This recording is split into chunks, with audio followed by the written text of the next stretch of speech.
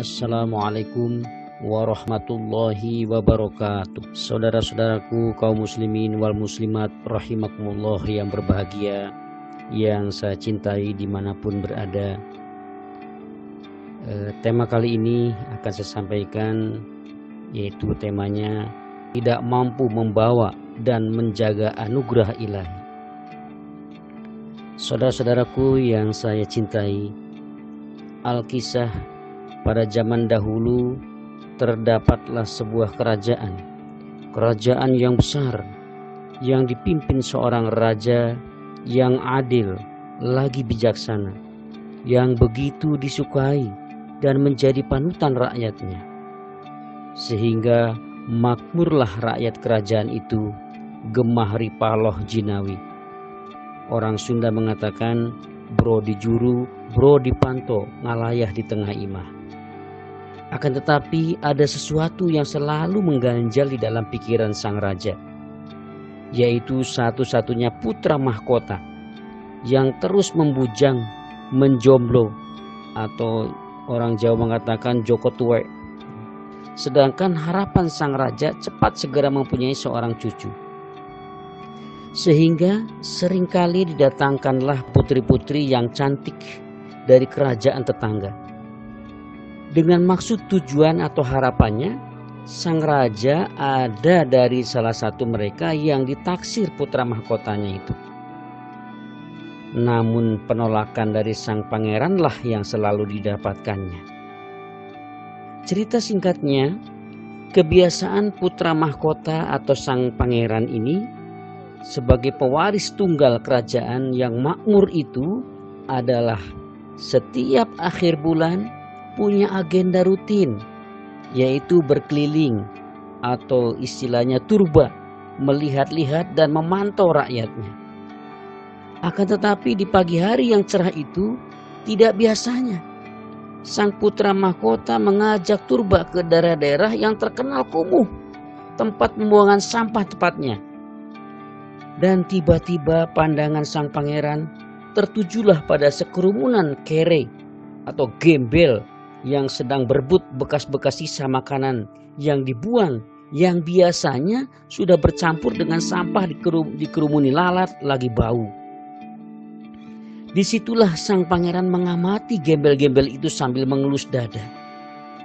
Tiba-tiba pandangan sang pangeran tertuju pada salah satu gembel perempuan. Diamatinya secara fokus. Kemudian dengan sekonyong-konyong sang pangeran menyuruh pada pengawal-pengawalnya, seraya berkata, "Wahai para pengawal, mohon salah satu gembel perempuan itu supaya dibawa ke kerajaan." Maka seketika itu pula para pengawal langsung dengan sigap melaksanakan perintah sang pangeran sambil bercampur penuh keheranan di dalam hatinya. Ada apa dengan maksud sang pangeran ini? Maka walhasil diambillah gembel perempuan itu oleh para pengawal dengan pengamanan yang lengkap, dari mulai penutup tangan dan penutup hidung yang tujuannya agar tidak ketularan atau terkontaminasi penyakit dengan bau busuk yang menyengat dan baju yang sudah bolong-bolong dan kondisi basah belepotan kotoran, rambut yang sudah sangat gimbal, dan akhirnya dibawalah gembel itu ke kerajaan. Sesampainya di kerajaan, gembel itu dimandiin, direndam dengan air hangat bercampur rempah-rempah berkualitas tinggi yang mengandung harum dan mewangi. Lalu didatangkanlah ahli perias kecantikan dari kerajaan itu. Kemudian diriaslah gembel perempuan yang sudah bersih dan wangi tadi. Dan hasilnya, Masya Allah, berubah 180 derajat. Sangat cantik dan sangat mempesona, menawan setelah didandani. Banyak rakyat melihat sampai terpana dan terpesona. Maka pada bulan itu sang pangeran mahkota mengumumkan pada rakyat untuk mempersunting bekas gembel yang sudah diservis dan dipoles itu. Maka selanjutnya pesta pernikahan 7 hari 7 malam pun digelar dan diadakan dengan besar-besaran, sehingga sangat ramai, meriah sekali. Rakyat diundang makan gratis di kerajaan. Sangat senang dan penuh kebahagiaan saat itu. Rakyat di kerajaan hari-hari itu sangat senang berbahagia. Maka lewatlah jua pesta besar di kerajaan itu. Dan seperti biasanya, yang sudah-sudah di akhir bulan sang pangeran turba ke rakyat-rakyatnya yang ada di daerah-daerah. Hanya ada yang berbeda dalam agenda turba sang pangeran kali ini, yaitu sudah adanya sang permaisuri di sisinya yang mendampingi dan duduk di kereta kencana bertahtakan mutiara yang sangat menakjubkan. Berkeliling-kelilinglah keduanya dengan dikawal ketat oleh para pengawalnya yang berbaris di belakangnya. Kemudian sampailah ke wilayah-wilayah terpencil, dan tanpa disadari lewatnya rombongan itu ke tempat yang dulu permaisuri dicomot dan diambil dari tempat hina dina itu.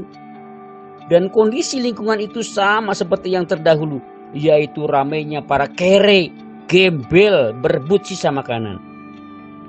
Dan dari dalam kereta kencana, sang permaisuri menengok keluar dan rupanya melihat teman-teman masa lalunya yang dulu saat berebut sisa makanan. Maka di benak pikirannya tiba-tiba kambuh pengen bergabung lagi dengan para gembel teman-temannya itu. Dan tanpa banyak pikir panjang, sang permaisuri itu melompat dari kereta kencana dan berlari ke kerumunan gembel-gembel yang sedang berebut tulang dengan tanpa melihat dan menyadari bahwa dia itu siapa saat ini. Spontan bagai disambar petir di siang bolong. Saat itulah sang pangeran sangat malu dan kecewa. Maka sang pangeran dengan lantang mengeluarkan maklumat dan berkata, "Oh, dasar balung kere, tidak mengerti arti dan nilai sebuah kesyukuran, tidak kuat membawa dan menjaga derajat." Maka sang pangeran dengan segera meninggalkan tempat itu dalam keadaan menahan marah dan naik pitam dengan sangat. Walaupun sang perempuan berteriak-teriak ingin ikut, tapi sang pangeran sudah terlanjur malu. Maka ditinggalkanlah dia. Sang perempuan pun kembali seperti dahulu lagi, hidup kere dan dalam lingkungan yang hina dina. Na'udzubillah min syarri dzalik. Saudara-saudaraku yang saya cintai dimanapun berada, itulah perumpamaan atau gambaran yang sering disampaikan oleh para ulama solih kita dengan istilah orang yang tidak mampu membawa derajat anugerah ilahi dari alam kegelapan ditunjukkan oleh Allah dengan adanya hidayah. Tapi kurangnya bersyukur dan kurangnya hati-hati membawa hidayah itu, maka Allah mencabut kembali hidayah itu. Dengan alasan apapun sangat mudah hilangnya hidayah Allah tersebut. Sekali lagi saya sampaikan, ilustrasi ini hanya sebagai analogi atau gambaran semata yang esensinya utama itu adalah untuk motivasi wabil khusus para generasi penerus tetap semangat di dalam menjalani kehidupan, sabar, husnudzon billah, banyak doa. Apapun yang kita jumpai dalam hidup ini, jadikan sebagai pendekat diri kita kepada Allah Subhanahu wa taala dengan banyak berdoa. Semoga Allah selalu memberikan kesehatan, panjang umur yang barokah, lancar ibadah, diberi rezeki yang halal berlimpah barokah, kelak husnul khotimah dan berhasil bersama-sama masuk surga Allah, selamat dari nerakanya Allah. Semoga bermanfaat dan barokah. Alhamdulillahi jazakumullahu khairan. Wassalamualaikum warahmatullahi wabarakatuh.